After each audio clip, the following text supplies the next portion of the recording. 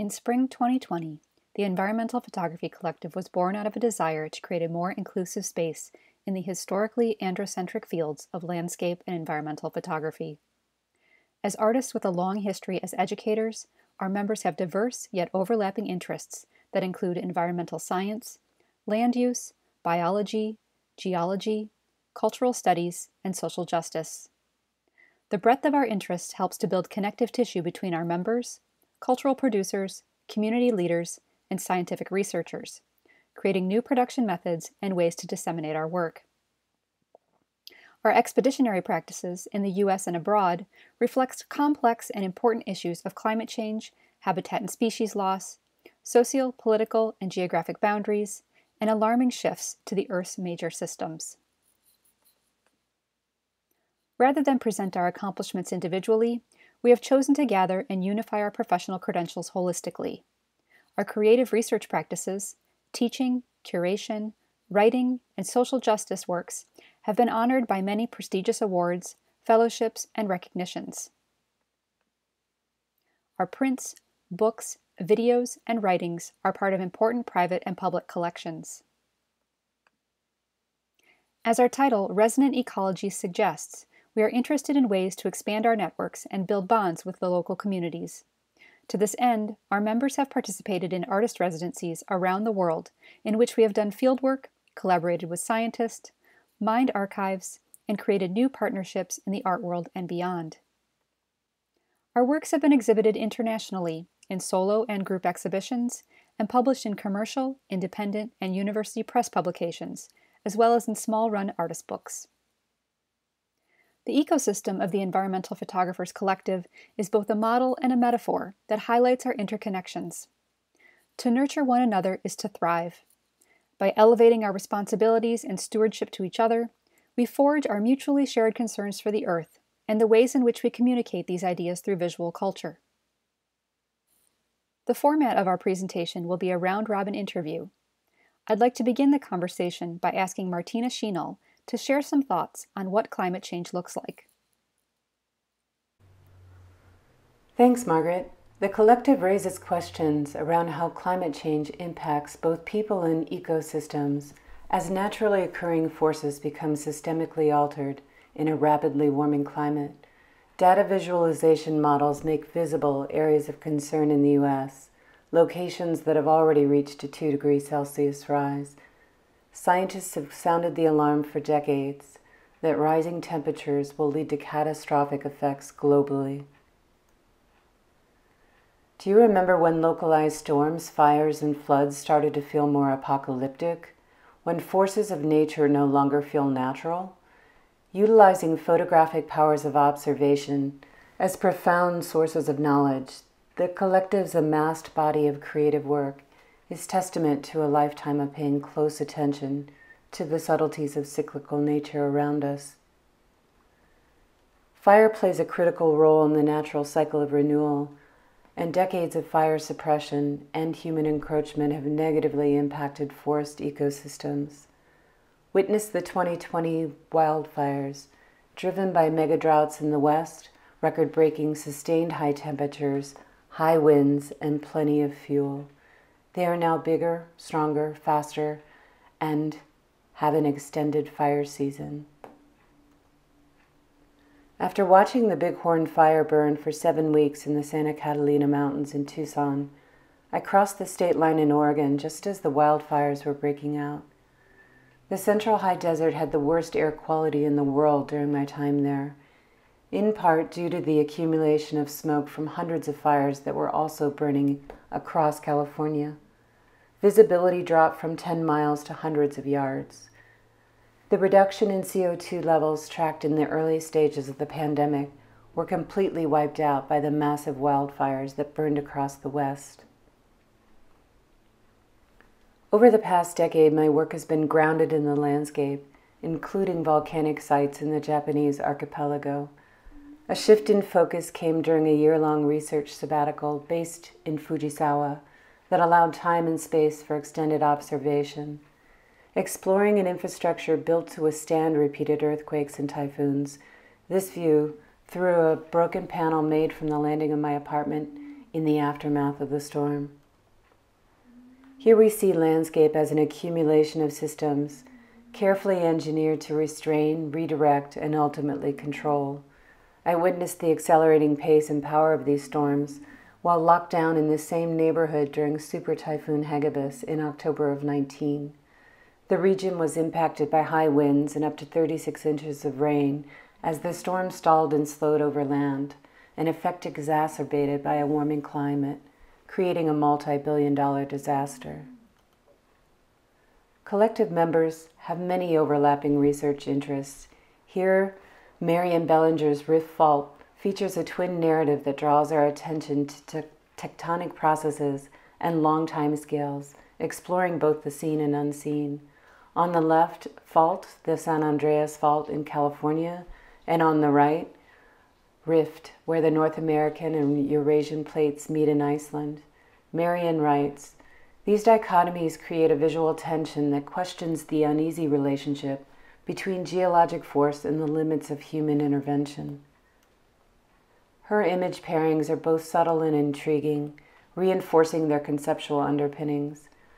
On the left, crumpled plastics in the searing light of the California desert, and on the right, melting ice in Iceland, an apt metaphor for our current predicament as cause and effect remnants of human impacts of convenience and rampant overconsumption.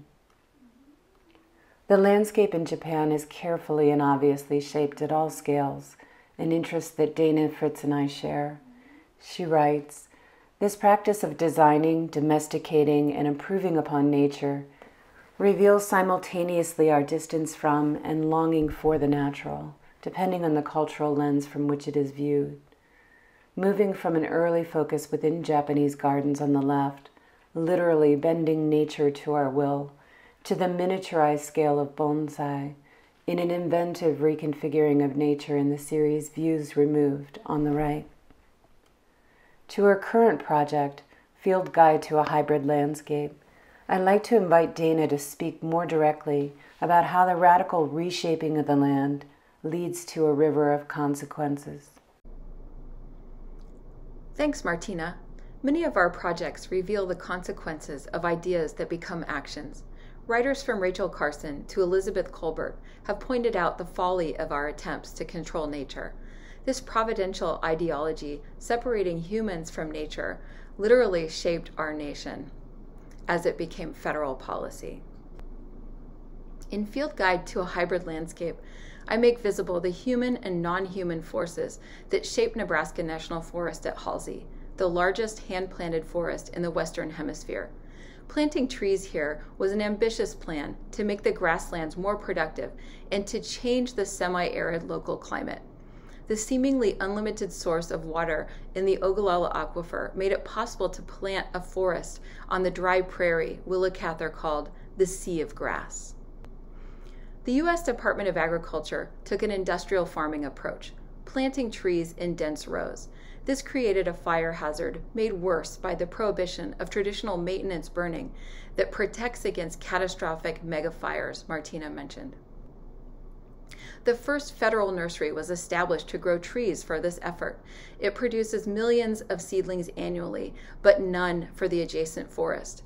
In what seems like an ironic inversion, the nursery now grows replacement trees for burned and beetle-damaged national forests in the Rocky Mountains on a mission to mitigate and repair effects of large-scale climate change. Photographers have long endeavored to make visible the complexities of our environment, and Dorothea Lange's work provides an opportunity to examine the consequences of ideas when put into action through law. The Dust Bowl was a human-caused environmental disaster, a confluence of bad weather, bad practices, and bad policy.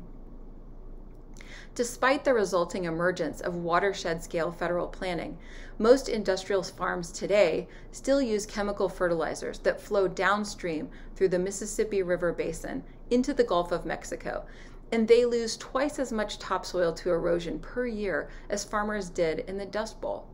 The Gulf's dead zone, shown in red on the map, is a result. Margaret Lejeune focuses on these consequences in her series Growing Light, a study in watershed thinking. To make these images, Margaret uses bioluminescent organisms as the light source for photograms. The work connects the USGS hydromaps of the largest agricultural watersheds in the U.S. to the dinoflagellates that cause the harmful algal blooms, often known as red tides, that are stimulated by terrestrial runoff. These events produce powerful toxins that sicken marine species and endanger human health. The Mississippi is one of the most heavily engineered rivers in the United States. Over time, the character of the old river's meanders, floodplains, and wetlands have been modified for millions of acres of agriculture and urbanization, causing a land loss crisis that leaves the area ever more vulnerable to hurricanes and floods. In video works from Another Storm is Coming, Judy Dental beautifully and sorrowfully weaves together stories and songs of Gulf Coast residents recounting hurricane experiences, knowing they are not likely to be the last.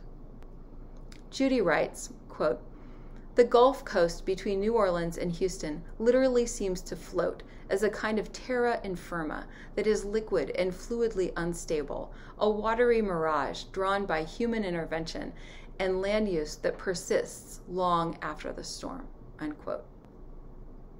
The Gulf of Mexico connects Nebraska's Sea of Grass in the Mississippi River watershed to the River of Grass, the Florida Everglades, a globally unique and threatened ecosystem.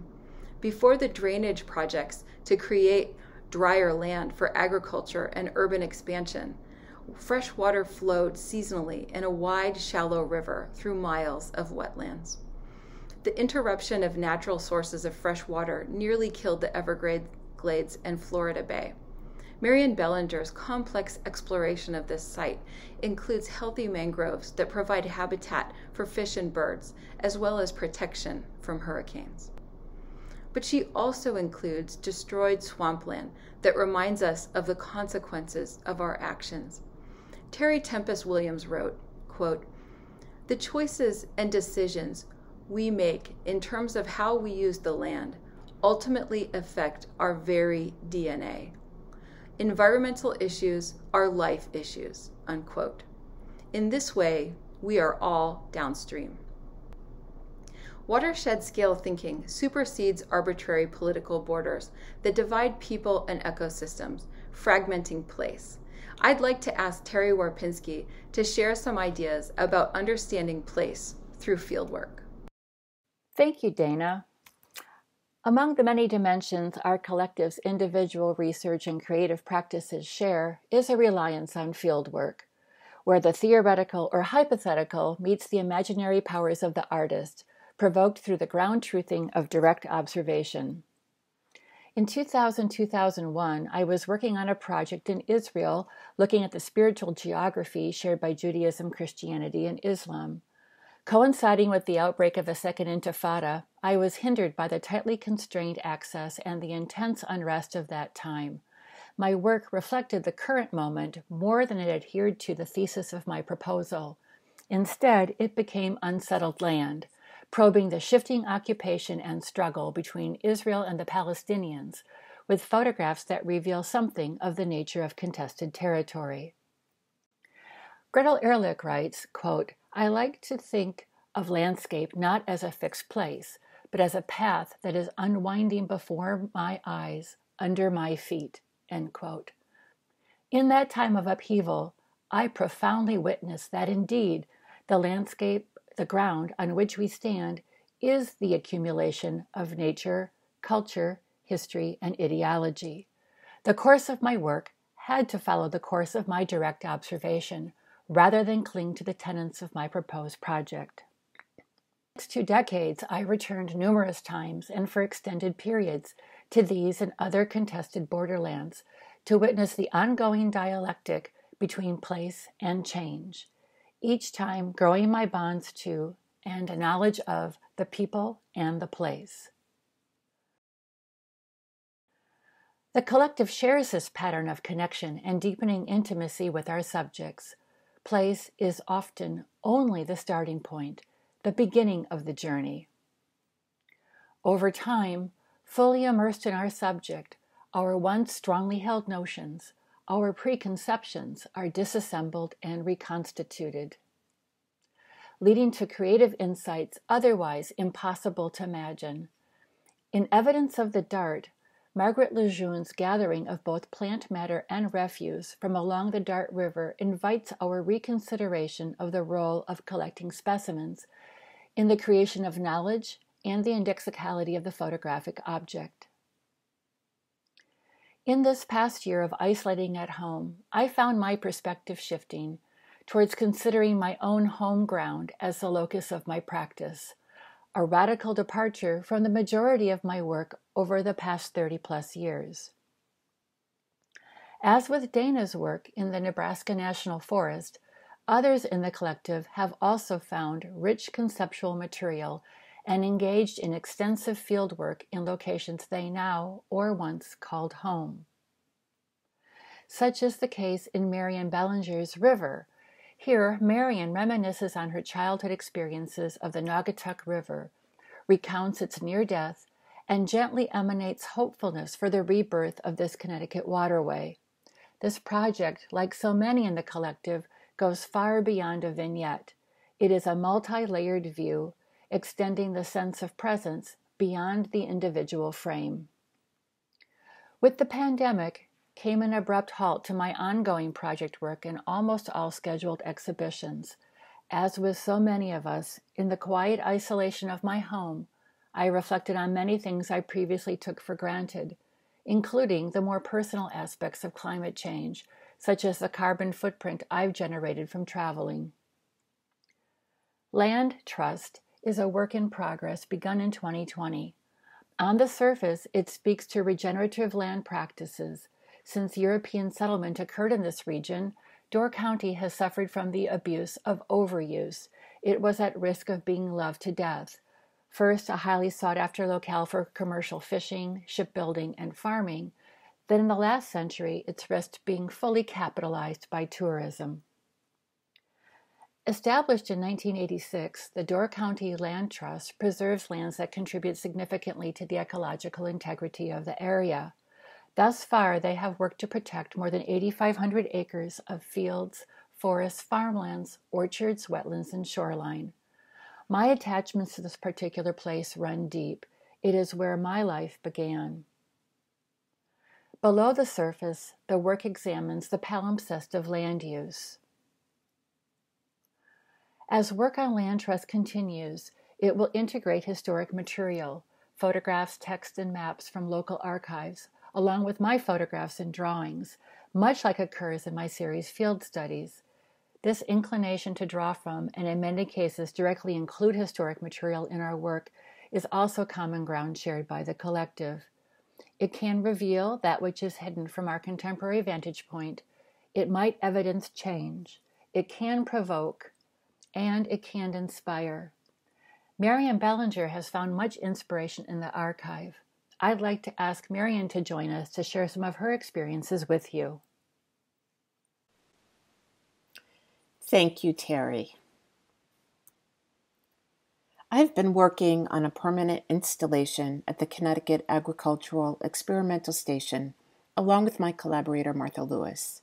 Our project, Plants and Insects, Excavating the Archive, draws upon the vast library holdings that include photographs, books, documents, and specimens.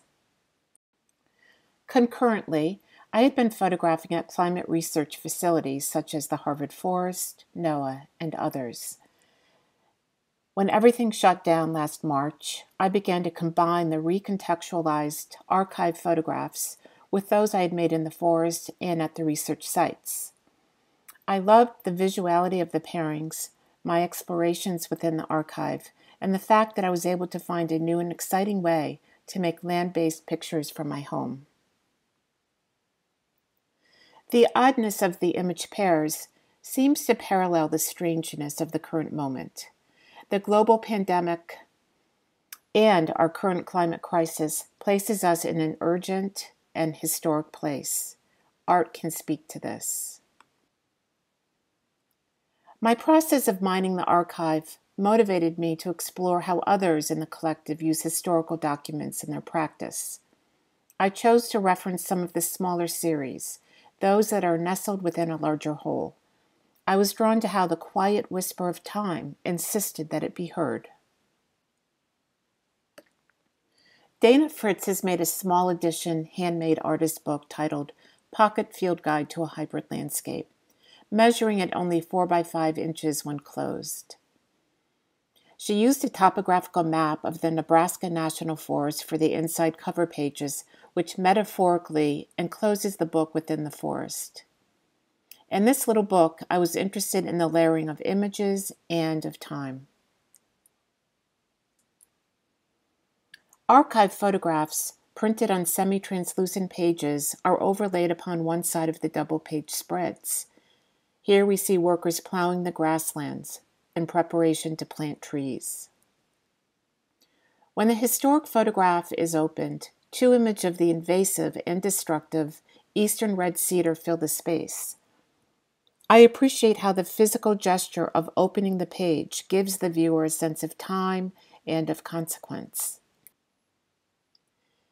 A shaded fabric structure, cleared of growth, covers a photograph of tightly planted spruce seedlings. The linear pattern of shade and light surround a man and a shovel, perhaps signifying the boundary between the undoing of the natural ecosystem that once was there and the future human reshaping of the landscape to come. Pictured on the right is a plastic-covered greenhouse, the first federal nursery. Dana refers to Nebraska as a hybrid landscape. I wonder, are there any authentic wild landscapes left anywhere? Judy Nuttall saw this historic photograph of the walking knitter at the Faroe Islands National History Museum.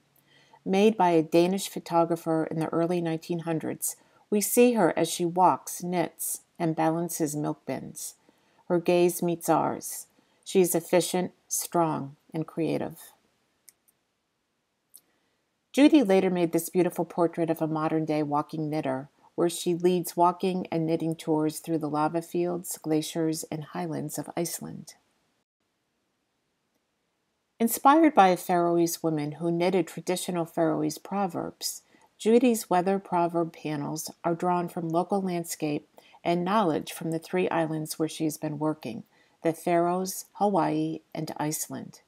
The panels are approximately 30 by 40 inches and hand-knitted from naturally dyed wool in Nova Scotia. Judy's practice is interdisciplinary and deeply research-based. She expands her creative practice outward from the still, 2-dimensional surface of the photograph to tactile knitted panels and time-based moving image videos. In Judy's Walking Knitter, we see a symbolic self-portrait as she weaves together mediums, locations, and different narratives into a warning of climate catastrophe and a celebration of craft and traditional knowledge. Margaret Lejeune is an artist who draws heavily from science, and in her capacity as a sailor, she has experienced firsthand the capricious nature of the sea. Just below the surface is a series of large photographic collages inspired by sailing. Using abstraction and geometric forms, she investigates both the power of nature and the human desire to control it. The images reflect a novice sailor's struggle with instability and uneasiness on the water, while also highlighting the expressive beauty and power of the seascape and of creativity itself. Margaret will now speak on art inspired by science. Thank you, Marion. I have spent the last 7 years splitting my time between the land and sea. During this time, I have mainly sailed in the northern Atlantic, along the U.S. East Coast, the Bahamas, Puerto Rico, and the Virgin Islands. Living on the water has allowed me a privileged relationship with the ocean, weather, and marine creatures. During my time on the water, I've developed a curiosity about bioluminescent organisms and their role as indicator species to the health of the oceans and their connections to climate change. This curiosity initially sparked the series Growing Light, which Dana mentioned earlier in our conversation. In the process of making this work, I developed skills to grow and culture marine bioluminescent organisms in my studio. I use these organisms to make commentary on the ways in which Earth systems are being radically altered through climate change, including the surge in harmful algal blooms and the dramatic uptick in hurricanes and other severe weather events due to warming ocean temperatures. In my current series, Illuminating the Sixth Extinction, I examined the current mass extinction event through collaborative image-making with non-human species, relying on the metaphor of luminescence and bioluminescent properties again. This project developed while I was working alongside herpetologists, entomologists, and mammalian biologists at the University of Notre Dame's Environmental Research Center. In this image, Lampyridae composition number 2, I temporarily contained Lampyridae beetles, also known as fireflies, in a light-proof box. During this short containment, I am able to archive their ritual light performance on sheets of 4x5 color film. As they walk and fly inside the box, they blink species-specific patterns in search of mates. The light-sensitive photographic material documents the passage of time, as well as the rich color of the luminescence, without disturbing the natural life cycle of the organism. These images reveal a repetition of legs, blinking light patterns, and the vertical motion of the bugs shown in the various sizes of the circular light spots.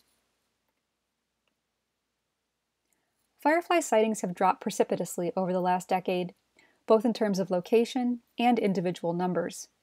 In this regard, they have become bioluminescent indicator species of the Anthropocene.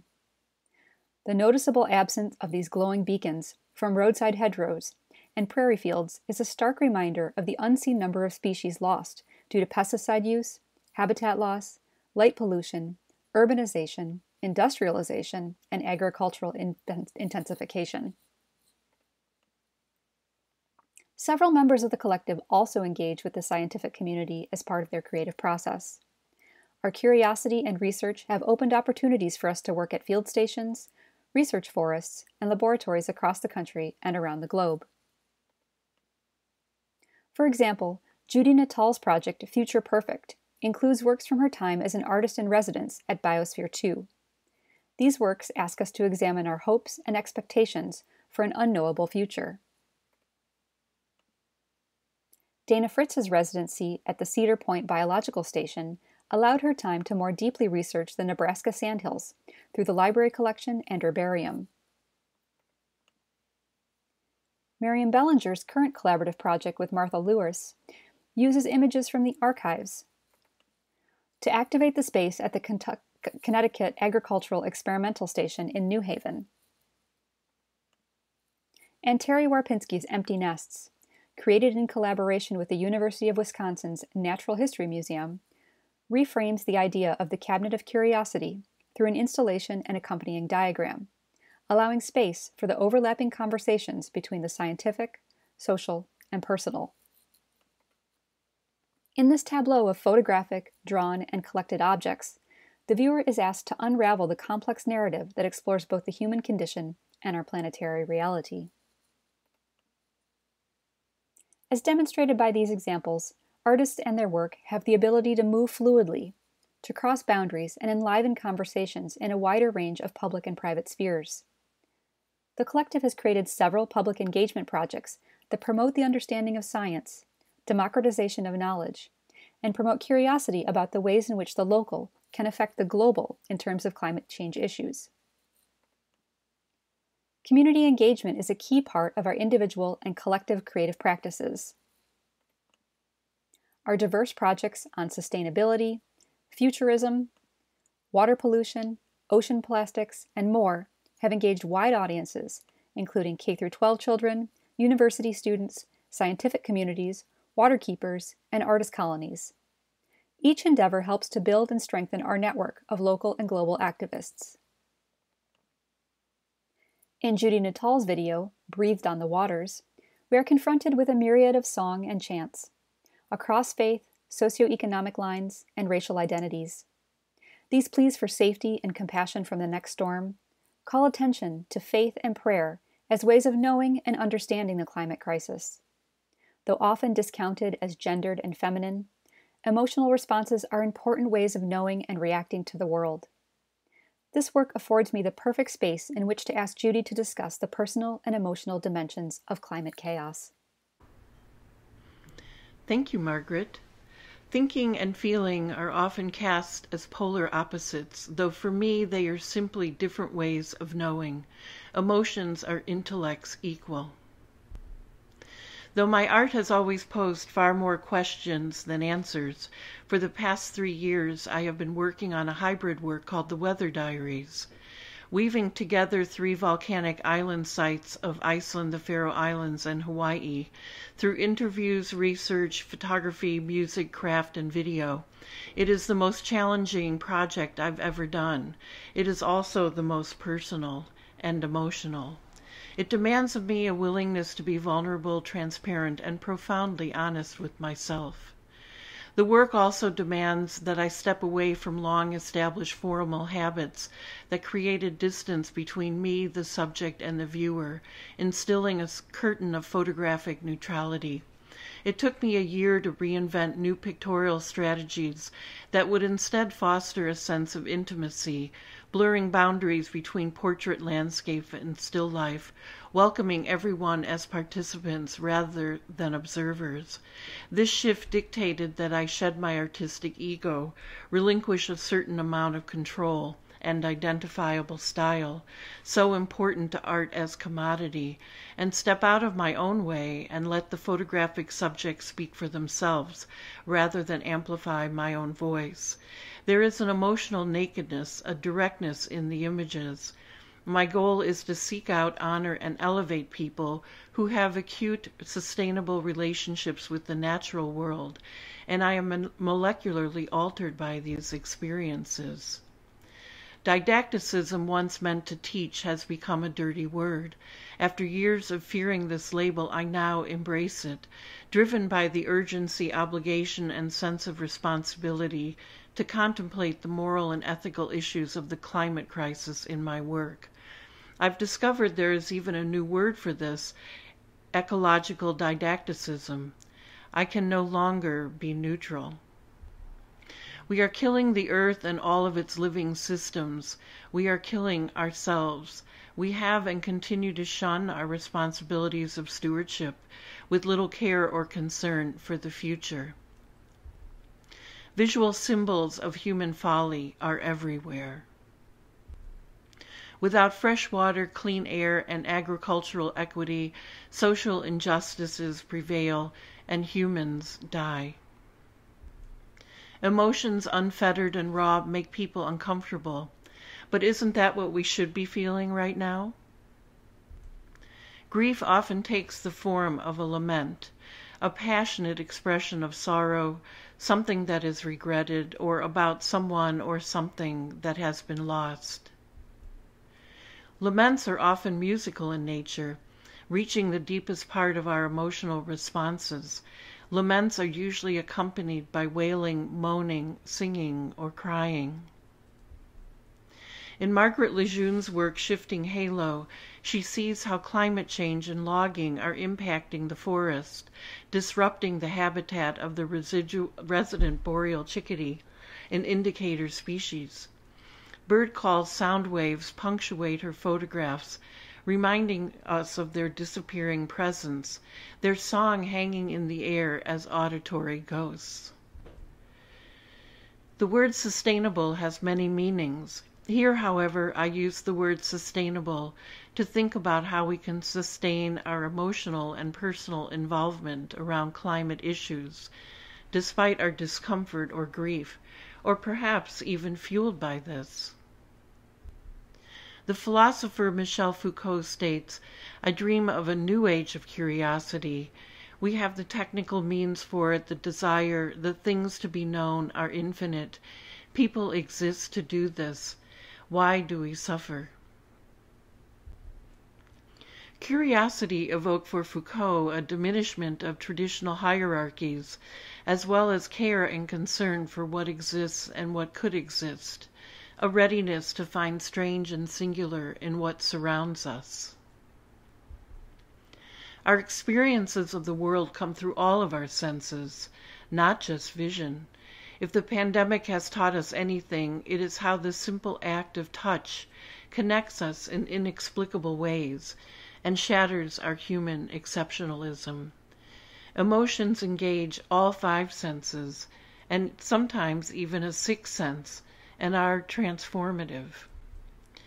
In Marion Bellinger's Feeling Moss, she explores the fullness of the senses during walks with her blind 2-year-old granddaughter, and through her expands and deepens her own relationship with nature. Our imaginations must go beyond walls and borders. Climate chaos cannot be contained by physical barriers, but moves around the globe unfettered, whether we like it or not. The only things that should be corralled is our grief, fear, anger, and finger-pointing. We have at our fingertips sustainable practices. Why are we not implementing this knowledge on a grand scale? Attuning our senses, elevating and trusting our imaginations, acknowledging our grief, fear, and anxiety. We are not separate from the web of life. We are all equally enmeshed in it.